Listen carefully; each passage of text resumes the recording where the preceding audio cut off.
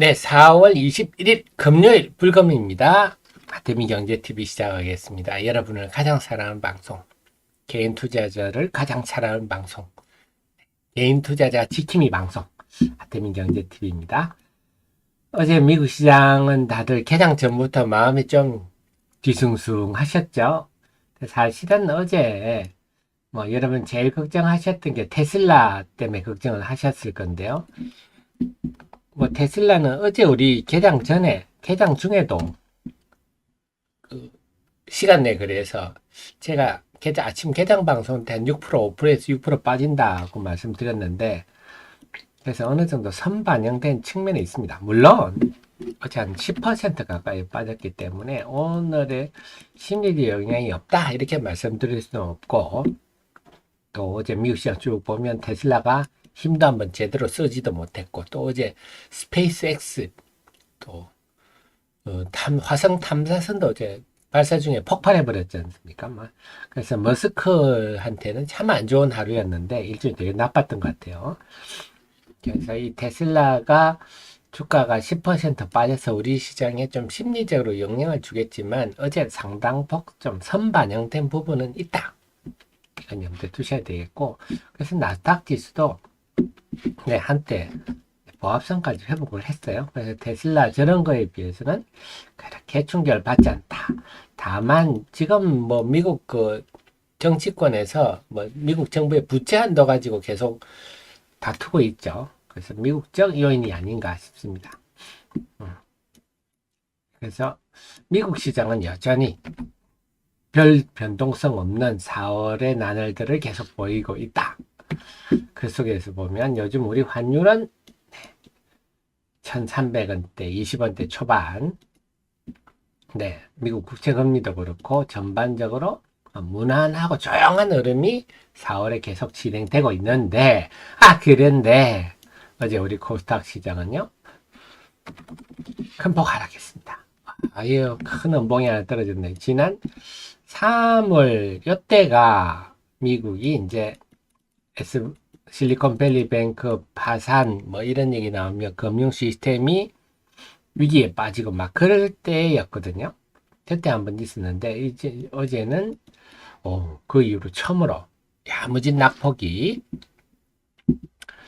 됐습니다. 그래서 그 이유는 어제는 여러분 우리가 좀 이것도 좀 아셔야 될 필요가 있어서 오늘 한번 어제는 LNF 때문에 사실 어제는 LNF 그 다음에 이제 테슬라가 어제 이미 시간 내에서 크게 하락하는 상황에서 LNF까지 그래서 외국인 동향을 보면 최근에 4월 동안 유가증권 시장은 그렇게 안 그랬는데요. 오늘 LNF가 이게 뭐지? 갑자기 최근에 외국인 4월 동안 이게 뭐지? 요거는 우리가 한번 지금 살펴봐야 되겠죠. 보면요. 최근에 4월 동안 외국인 코스닥 시장의 매도가 툭 튀어나왔는데 보니까 4월 18일에는 에코프로 그걸 많이 올랐으니까 팔았다 치고 엔캠, 에코프로 BM 엔캠 이거 뭐지? 이렇게 우선 되겠죠. 이게 뭐지? 그 다음에 에코프로 BM, 에코프로 이거는 많이 올라서 그렇다 치고 LNF가 어제 2331억 어제 코스닥 시장에서 2395억이 외국인 매도인데 이 중에 2331억이 에코 LNF네요. 그래서 어제는 LNF를 팔았고 전날은 에코 프로 그 다음에 엔캠 이런 주식을 팔았네요. 그래서 지금 외국인 매도가 툭 튀어나왔는데 이게 주로 에코프로, 에코프로 BM, 엔캠, LNF 이들에 대한 집중적인 매도 때문이다 하는 걸 알 수가 있습니다. 이게 왜 팔지? 자, 엔캠 한번 볼까요? 자, 이것도 열받는 얘기인데요. 엔캠이 원래 엔캠이 상장 전에부터 브라만 투자조합이 일대 주주였어요. 그래서 173만 주인 걸 블록딜해서 외국에 넘어가 아마 47만 주는요 기간으로 넘어갔을 거예요. 국내 기간을. 그때 근데 블록딜 할 때 주관이 한국증권에서 했는데 한국투자증권에서 했는데 30일간 보관 기간이 있다. 그래서 당장 안 파는 것처럼 했는데, 야, 이없이 그냥 팔아버렸네요. 그냥 갖고 가자마자 다 엎어버렸어요. 아니, 그게 말이 됩니까? 네. 이렇게 하실 수가 있는데, 그렇습니다. 금융계라는 게, 네. 의리라든지 약속, 그 지금 보면 이날 받아가가지고요. 그 다음날부터 바로 다 때려버렸죠. 아니, 30일 보관기간으로 약속을 했지 않습니까? 이건 뭐 법적으로 우리가 약속을 한 것도 아니고, 뭐 주식을 어디 갖다 받아 30일 동안 보고 예수하는 것도 아니고 그냥 입으로 하는 약속이거든요. 아니 입으로 한 약속도 약속인데 이걸 이렇게 안 지키면 어떡합니까? 안 지킵니다. 이 각 국내 각 증권사마다 네, 요 블록딜만 전담으로 하는 어떻게 보면 좀 무위험 수익이잖아요. 싸게 받아와서 그대로 엎어버리는 거. 전문적으로 하는데 저도 한번 겪어봤거든요. 예전에 제가 코스닥 상장사 사장할 때 한번 겪어봤는데요. 저한테도 자기들은 한 3개월 정도, 올해는 못 갖고 있고 한 3개월 정도 자기들이 갖고 있을 수 있다 하고 막 그렇게 얘기를 하더라고. 그래서 믿고 합니다 했는데 갖고 가자마자 그날부터 때리더라고. 그래서 제가 그런 태도를 보면서 저 인간 같지 않은 사람들하고 뭐 얘기해서 뭐합니까? 마음이야 전화해서 욕을 바가지로 하고 싶었지만 해봐야 뭐합니까? 그런 행동을 하는 사람한테. 그런데 정말 열받 한 2개월 있다가 또 전화가 왔어요. 블록딜 할 거 없냐고. 근데 그게 금융계입니다. 저는 그래도 이번에는 좀 다를까 생각을 했는데 워낙 규모가 큰 딜이라서 여지없네요. 이번에도 그냥 때려버렸어요. 그냥 173만 주 다 팔아버렸어요. 이게 현실이다. 이 양아치 짓인데요. 이런 양아치들이 드물지가 않아요. 흔합니다. 자, 그 다음에 LNF는 경영진들이 좀 이거는 몰라서 이렇습니다. 어제 5억 달러 해외 하면 뭐 대단해 보이죠. 우리 경영진들은 잘 모르니까. 해외는 완전 양아치예요. 이들은. 뭐 해외 외국인들이 뭐 갖고 가면 중장기로 워렌 버핏처럼 투자하냐? 택도 언론도 없습니다. 해외 교환사채는 뭐냐면 자사주를 가지고 있는 회사들이 야, 이 내 채권 이걸 자사주를 근거로 해서 채권 발행할 거니까 나중에 전환 청구하면 내가 갖고 있는 자사주를 줄게 이겁니다. 일종의 CB나 마찬가지죠. 그래서 이걸 해외 교환사채인데 우리나라에서 발행하는 CB라든지 BW라든지 아니면 또 교환사채 EB 같은 거를 네, 순수하게 투자 목적으로 투자하는 외국인은 없다. 이렇게 생각하시면 맞습니다. 못 모르는 분들은 못 모르는 CEO님들은 국내보다 해외에 좀 자금이 있는 곳이 없냐 이렇게 질문하시는 분들이 많은데요. 순수하게 투자하는 곳은 없다. 이렇게 단언을 해도 크게 틀리지 않다. 그게 현실입니다. 그래서 델타 해칭 이런 건 저도 파생 전문가 아니라서 참 어려운 단어인데 어쨌거나 그 현물 가격 변동성에 따른 뭐 파생 상품 변동성 이런 개념이라고 하는데 결론적으로 어쨌거나 공매도와 수반되면서 무위험 차익을 추구하는 겁니다. 그래서 이렇게 외국인들이 해외로 이렇게 했다 하면요 거의 공매도다 보시면 됩니다. 공매도와 연계된 매매다. 그래서 LNF 경영진들은 뭐 JP 모간이 주관사로 하면 뭐 고상하게 잘할 것 같죠. 택도 없습니다. 바로 그날 당장 이미 이 비를 하기 전부터 이미 주관사들은 공매도 물량 확보에 나섰을 거예요. 공매도 최대한 물량 확보를 나서고 그걸 통해서 아마 그래서 이런 것들은 그 LNF는 경영진들이 근데 국내 기관들은 안 그래요. 국내 기관도 델타 해칭하면서 하는 기관이 일부 있기는 있는데 국내 기관 대부분 순수하게 투자합니다. 그래서 우리 투자자 입장에서는 웬만하면 국내 기관에 하는 게 좋은데 규모가 워낙 크니까 그랬던 것도 같아요. 그래서 어제 LNF가 결국 어제 시장은 LNF가 어제 주가가 이걸 감안한다면 이쪽 전문가의 얘기가 한 5% 정도 주가가 떨어지면 된다는데 어제 8% 빠졌거든요.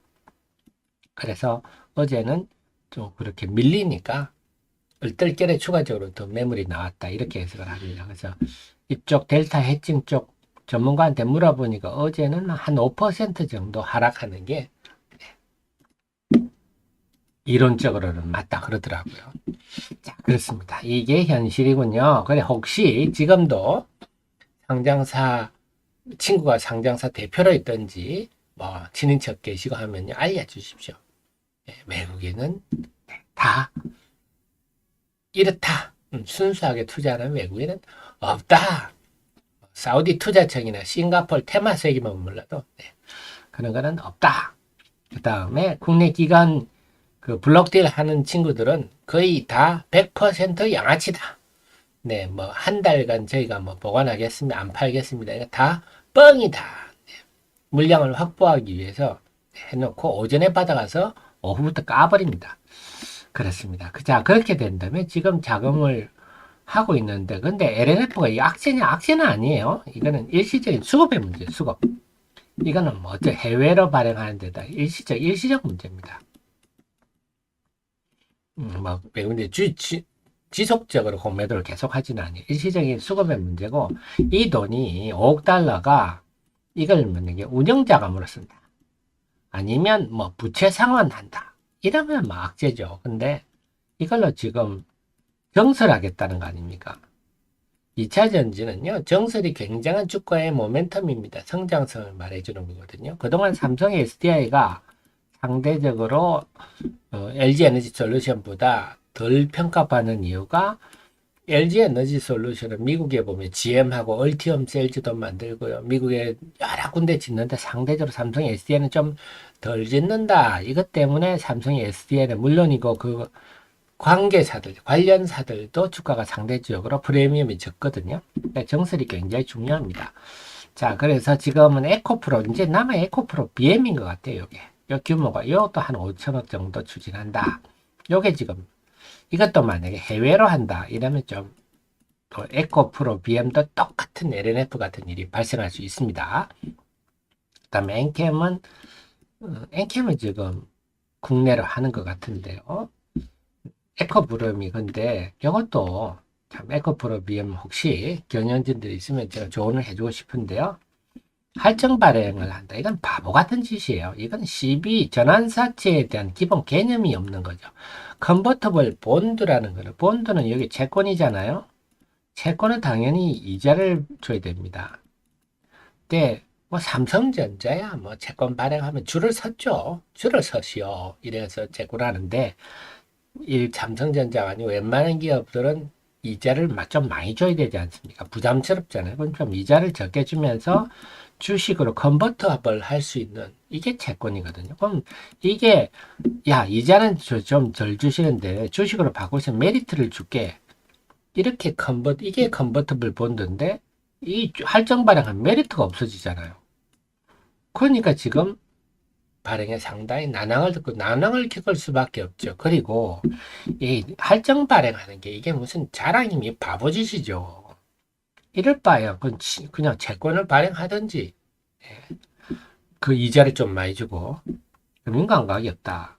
그래서 지금 예를 들어 에코프로 BM이 지금 한 30만 원 하는데 25만 원에 5천억 발행 시비를 발행한다. 그럼 지금 에코프로 액면가 얼마입니까? 500원짜리잖아요. 500원짜리 지금 얼마에 발행합니까? 500배. 한마디로 그냥 500원짜리 나는 발행해가지고 500배 차이가 500배 가격으로 파는 거죠. 엄청난 495배 이익이 나는. 그럼 5천원 해봐야 200만 주 발행하면 됩니다. 200만 주. 자본금 10억 증가하는 거예요. 그러면 에코프로 BM이 이렇게 할증 발행할 정도로 민감하다 하면 앞에 300% 무상정제했잖아요. 그런 바보짓은 왜 합니까? 이렇게 자본 조달하면서 자본금 10억 넣는 거는 이렇게 민감하면서 앞에 300% 무상정제인 바보짓을 왜 하는지. 그래서 제가 앞뒤가 안 맞잖아요. 앞뒤가. 이런 거 보면 에코프로 그룹이 아직도 미숙한 점이 많습니다. 이건 당연히 할인 발행해야죠. 할인 발행해서 이게 이왕 전환사채가 발행됐으면 이거는 주식으로 전환돼야 됩니다.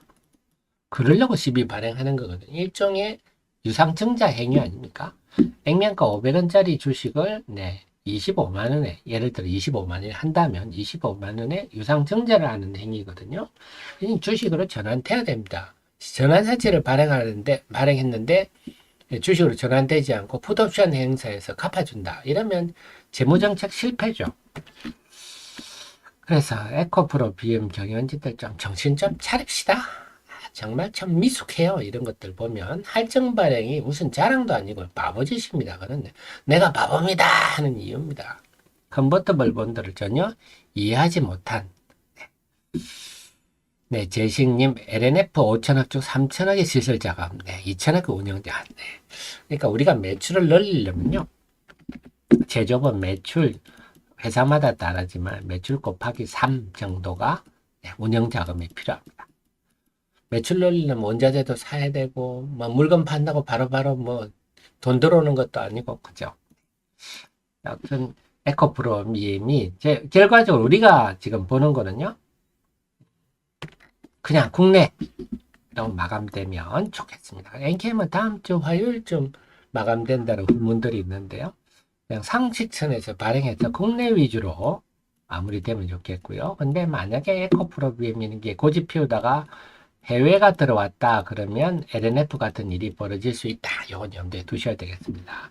그러면 어쨌거나 이 전환사채라는 거는 주관사 입장에서는요, 이 전환가가 상당히 중요하거든요. 말씀드린 이게 메리트라 그랬잖아요.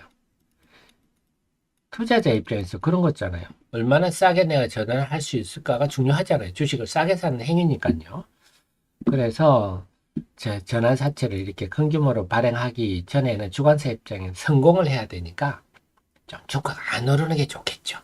주가가 안 올라서 전환가가 조금 낮게 책정이 되면 성공할 자금 모으기가 더 쉽겠죠. 그래서 발행하기 전에는 딜이 클로징 되기 전에 전환가를 좀 압박하는, 꼭 그렇지는 않습니다만 압박하는 심리적으로 그런 경향이 있다. 그래서 무난하게 국내 중심으로 완료가 됐다, 발행했다 하면 에코프로 BM은 모르겠습니다. 그동안 미리 많이 올라가지고 엔캠 같은 경우는 좀 호재로 작용할 수 있지 않을까. 왜냐, 엔캠은 올란 게 하나도 없잖아요. 엔캠은 지금 공모가가 5만원 아닙니까? 제가 알기로는요. 아직도 크게 오른 게 없는 종목이라서 그런 일이, 그래서 지금 이제 남아있는 변수는 에코프로 BM이 어떻게 발행될지. 원래는 최근에 기사를 보면 오늘 금요일 날 마무리된다 뭐 이런 거였는데요. 어떻게 될지 여기에 보면서 우리 투자자 입장에서는 이게 LNF 같은 일이 벌어질지 안 벌어질지, 그래서 또 이번을 계기로 해서 우리 또 애청자님들은 해외 투자자들의 실상, 그 다음에 국내 블록딜의 실상, 이런 거 아셨겠습니다. 자, 그 다음에 하나는 어제는 심리적 피로감도 크게 작용했어요. 어제 심리적 피로. 어제는 테슬라가 뭐 이미 시간내 거리에서 한 5, 6% 빠지는 것도 부담스러웠고, LNF 같은 일이 발생한 것도 작용했지만 수급적 심리적으로도 그동안 코스닥 지수가 오른 데 대한 이런 심리적 피곤함도 작용을 했습니다. 작용을 뵈면서 어제 다들 이제 깜짝 놀라셨을 건데, 우리가 그동안 기대 수익 인플레이션,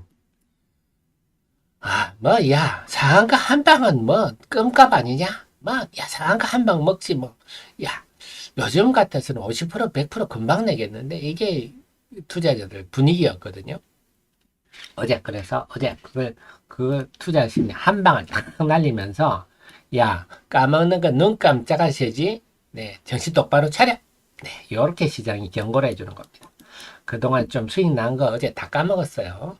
그래서 제가 늘 말씀드린 게, 지키는 것이 매우 중요하다. 주식 투자를 제일 잘하는 사람은 잘 지키는 사람이다.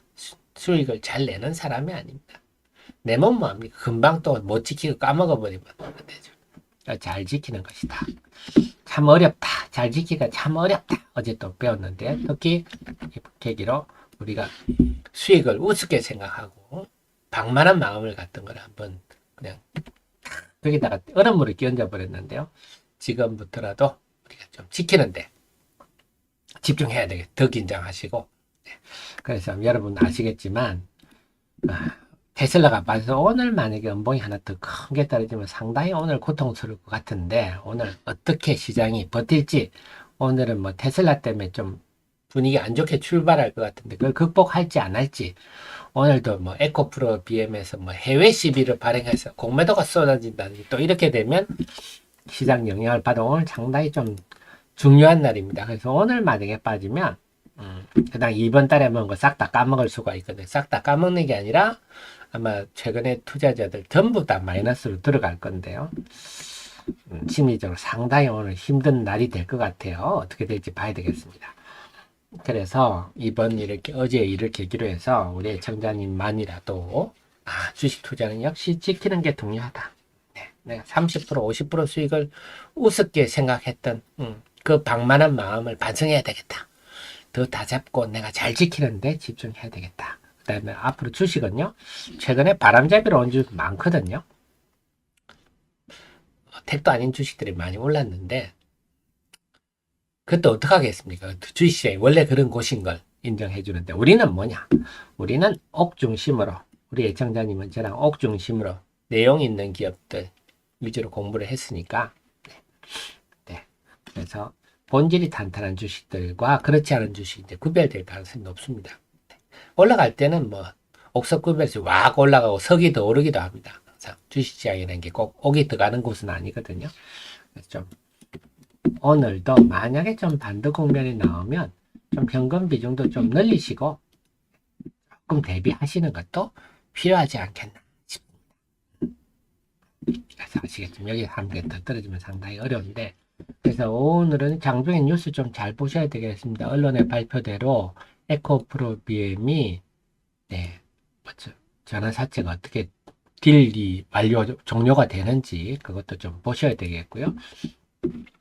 그 다음에 투자 심리상으로 네, 테슬라가 시장에 어떤 영향을 미칠지 더 보셔야 되고 제일 중요한 거는 네, 다시 한번 말씀드렸지만 외국인들이 최근에 유가증권이 우리나라 시장으로 자금은 들어오고 있어요. 지금 글로벌 주식형 펀드 자금은 들어오고 있는데 갑자기 네, 지금 코스닥에 4일 연속 이 매물이 나온 이유를 파악을 했습니다. 파악을 해서 근데 어제 아실 수 있는 게 어제 2395억 중에서 여기서 2331억이 LNF 매도면 나머지는 거의 코스닥을 안 팔았는데 왜 이렇게 영향을 받을까요? 하는데 우리 경험적으로 보면요. 뭐 이걸 LNF 한 종목을 팔든지 아니든 간에 중요한 거는 이 숫자 자체가 중요합니다. 전체 숫자가 네, 장 끝나면 이제 뭐 LNF 비중이 드러나겠지만 장중에는요. 이 전체 숫자 자체가 내용과 상관없이 영향을 줍니다. 예를 들어서 무슨 종목, 신규 상장 종목이 있어가지고 기관들이 신규 상장 종목을 판다. 그럼 여타 종목하고 관계가 없는데도 이런 숫자 자체가 시장에 영향을 줍니다. 이것도 우리가 파악할 수 있네요. 그래서 오늘 시장은 그런 점들을 염두에 두고 그렇게 본다면 지금 LNF는요, 이 가격대에서는 추가적으로 제가 볼 때는 뭐 제가 델타 해칭 구조는 잘 모릅니다만 추가적으로 외국인 매도가 더 나올 것 같지는 않습니다. 않아서 그렇다면 오늘은 수급이 과연 어떻게 전개될지 네, 그 다음에 구름 나가는 하리어리 대응 전략은요, 그거는 뭐 대응 전략이랄 게 뭐가 있습니까? 제가 말씀드렸듯이 이미 그 관련한 기업 내용은 여러분들 그 기업 내용은 제 카페에서 다 살펴보시고요. 살펴보시면 여러분 스스로 전략이 씁니다. 기업 내용을. 근데 지금 보셨다시피 하리어리가 그동안에 보면요. 공장 지었잖아요. 공장을 짓고 그 다음에 조달청에서 탄산 리튬 원료 탄산 리튬 구했고 그 다음에 새만금 부지 계약했고 그 계약만 한 게 아니고 일시불로 다 줬고 그러면 이제 남아있는 거 뭐 있겠습니까? 네, 착공 소식 있겠죠. 착공 소식 공장 짓고 이제 시운전하고 뭐든지 시운전하고 수율 잡고 시간이 많이 걸리지 않습니까? 이제 자리 잡으면 또 이제 뭐 규모가 큰 대규모 공급 계약도 나오겠죠. 이런 일들이 쭉 벌어지겠죠. 그래서 이런 일이 나올 때마다 제가 업그레이드 해드리겠습니다.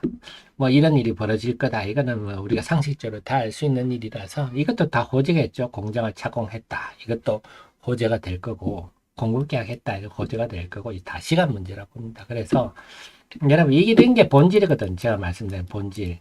근데 아직도 대부분의 투자자들은 저처럼 이렇게 기업 내용이나 산업을 알려주는 분을 못 만나다 보니까 기업은 잘 모르니까 자꾸 눈에 보이는 게 차트밖에 없잖아요. 이 차트란 거는요. 그러니까 눈으로 투자하시면 항상 바닥에 팔고 상토에 삽니다. 이럴 때 파는 거죠. 못 견디겠어. 들고 있으면 맨날 빠지고 그러다가 퉁 떨어지면 이때는 거래량 보시죠. 크잖아요. 못 견딥니다. 눈으로 보고 있는 사람. 기업 내용도 잘 모르고 산업도 어떻게 되는지 잘 모르고 눈으로 차트만 보니까 차트가 무너지고 지지대가 무너지고 네, 그래 팔면 바닥이죠. 그래도 또 차트만 보니까 또 올라가면 이때 되면요 사고 싶어 미칩니다. 오늘 주식 못 사면요 내일부터는 주식 못 살 것 같아 이 주식은. 사면 상투입니다. 그래서 제가 널만 눈으로 투자하는 투자자들은요 주식시장에 팔면 바닥이고 항상 떨어지면 뭐 악재 없습니까? 스스로 질문을 막 반사적으로 해버립니다. 악재 없냐고. 스스로 불안감을 조절하는. 근데 우리처럼 지식 있는 사람들은 딱 아니까 떨어졌어. 야 탐스러운데 이런 생각을 가지게 되는데 지식이 없는 사람은 뭐 악재 없냐 이 얘기부터 시작하거든요. 그래서 지금도 여러분들이 주가 떨어지면 뭐 악재 없냐 이러시는 분은 내가 주식 투자를 해서 실패할 가능성이 많은 CEO구나 이렇게 생각하시면 됩니다. 어제처럼 주가가 이렇게 떨어졌다 그러면 야 이거 기회 아닐까? 이렇게 생각. 내가 보유하고 있는 주식이 본질이 충실하다면 어제는 다 빠졌거든요. 그래서 다시 한번 그럴 때마다 여러분 주가 떨어질 때마다 보유한 기업들의 내용 살피시고 하시는 게 필요하시다. 제 애청자님들은